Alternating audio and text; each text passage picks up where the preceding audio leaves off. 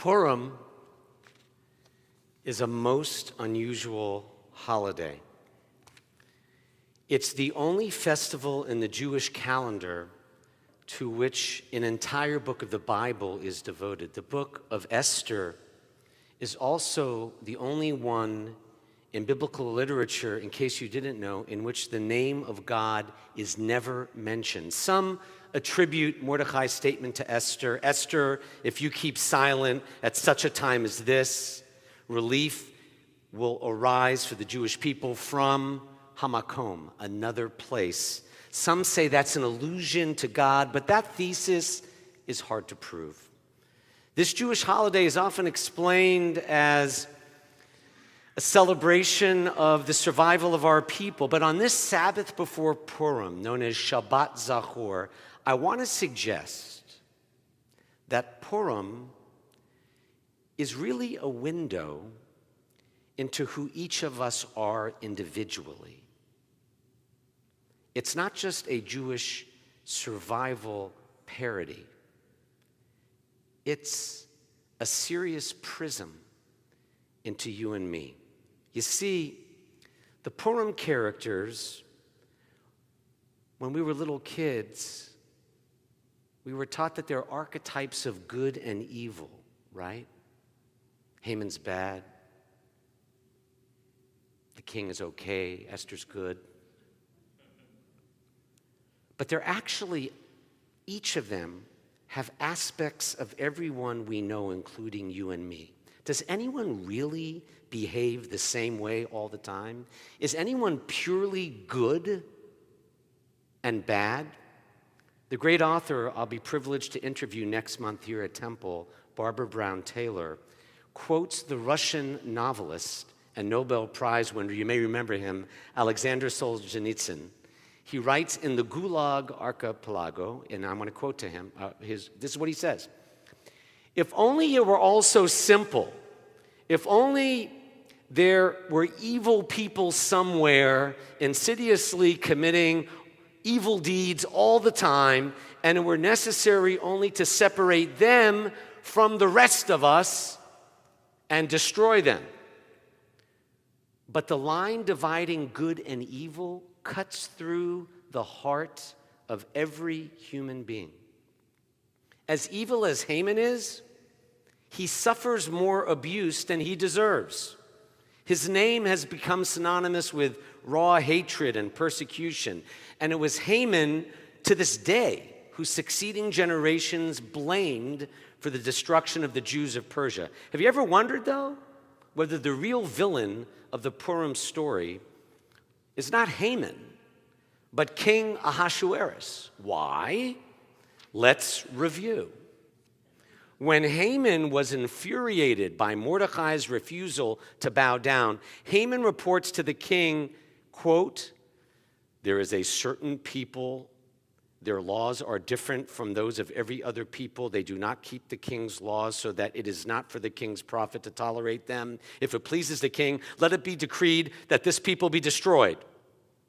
Now, wouldn't any civilized king have at least asked why? It's no small matter to annihilate an entire people, no matter what the motive might be. But the king not only yields to Haman's petition, he even agrees to finance the project and washes his hands of the whole affair. Listen to what the king says to Haman: "The money's given to you, the people also, to do with them as it seems good to you." So as far as King Ahasuerus is concerned, the killing of Jews is Haman's administrative task. Standing on the sidelines, the king divorces himself from all responsibility, and he returns to his preoccupation with his harem. The king will relent only as a personal favor to his ravishingly voluptuous, beautiful Jewish queen. The principle of doing the right thing has nothing to do with it. We blame the Hamans when the ills of today's society are the result not only of sinister plots, but the indifference of the masses. The Purim story is simple, but the characters, you adults, the characters are not, even if we make them out to be for kids. This powerful Persian king is said to have ruled over 127 provinces. He invites nobles from every province for, get this, a 6-month drinking party. And at the end of that time, he invites all residents of his capital, Shushan, to another 7-day drinking party. And at the end of those 7 days, he orders his wife, Queen Vashti, to appear naked at the drinking party for all the king's men. Vashti refuses, so the king gets rid of her. And one of the interesting modern developments concerning the book of Esther, thanks especially to my female colleagues in the Reform movement, is the role of Vashti. Vashti refused to appear naked before her drunken husband and his friends when ordered to do so, maintaining her integrity and dignity. Esther, on the other hand, who gets all the credit, obediently remained silent about being Jewish, and she acted only when pushed to do so by Mordecai. And we can empathize with whatever Esther had to go through, physically, emotionally, sexually, since it says explicitly that the king rounded up all the virgins so he could pick a second queen. Yet we forget Vashti, who sacrificed her life for her personal dignity and is a forgotten role model for both men and women alike. Purim is also a most relevant holiday for American Jews. We who are completely comfortable in this great country. So much so that if Purim falls during spring break, an American phenomenon, not a Jewish one, attendance dips.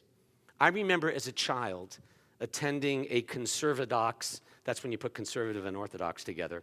I went to a Jewish day school in Boston and Dayton, Ohio, conservadox, and we used to get off not for spring break, but for Passover break, which rarely jived with my Jewish friends in all the public schools and other private schools. So we, in America, are completely assimilated. Back to the king's search for a virgin queen. One of these maidens was a Jewish orphan named Hadassah. But the text shows how she, as you and me, she was completely assimilated into Persian culture, because her official name was from the Persian goddess Ishtar, and her cousin Mordecai from the Persian god Marduk. Ordered Esther never to reveal her Jewish background, and she acquiesced.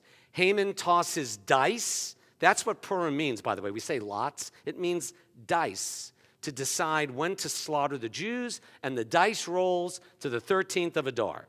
And after Haman gets the king's permission to kill all the Jews, and Mordecai notifies Queen Esther of the impending disaster, she approaches the king, taking her life into her own hands. After several more drinking parties and some clever humiliation of Haman, Esther finally begs the king for her life. As you know, Haman is impaled instead of Mordecai, and we turn the villain into cookies called Homentashen.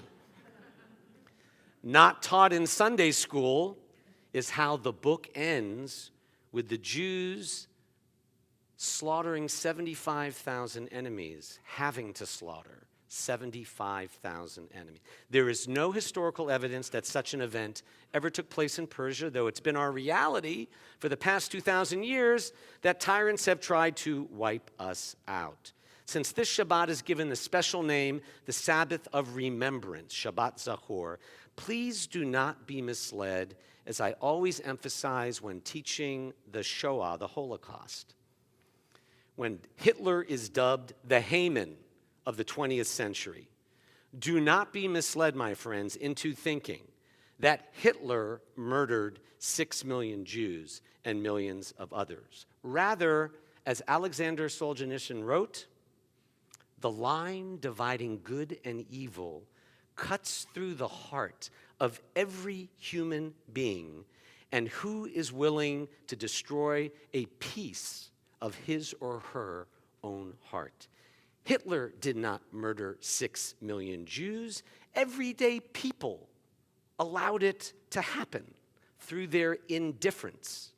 enjoying their material recovery in Germany and Austria, rationalizing personal gain while turning away from the plight of the disabled who were gassed first, gays who were tortured, and Jews for whom there was no way out.